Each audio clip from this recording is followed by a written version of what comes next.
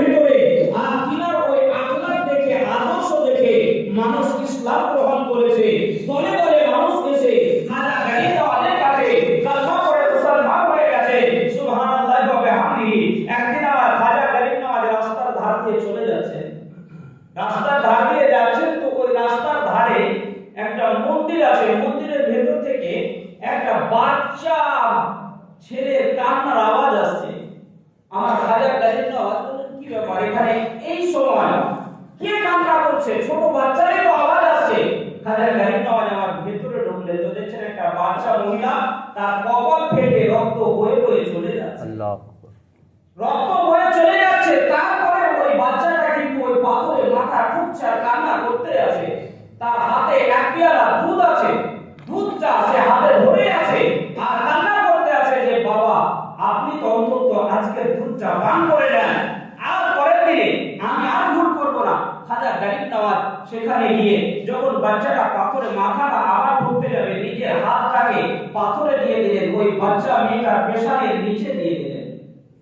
যখন হাতটা দিয়ে দিয়েছে, মেয়েটা কপালটা ঠুকেছে তো হাতের উপরে, এবারে পাথরের মতো আর ব্যথা পায়নি, নরম জায়গা। উঠে পাঠিয়ে দেখছে যে কি ব্যাপার, মনে হয় ঠাকুর তার উপরে রাজি হয়ে গেছে, পাথরের মূর্তি রাজি হয়ে গেছে মনে হয়। তাকিয়ে দেখছে তো না, একজন মুসলমান দাড়িওয়ালা পাগড়িওয়ালা জুব্বাওয়ালা একজন ব্যক্তি সেখানে গিয়ে হাজির। বলছে আপনি কেন এখানে?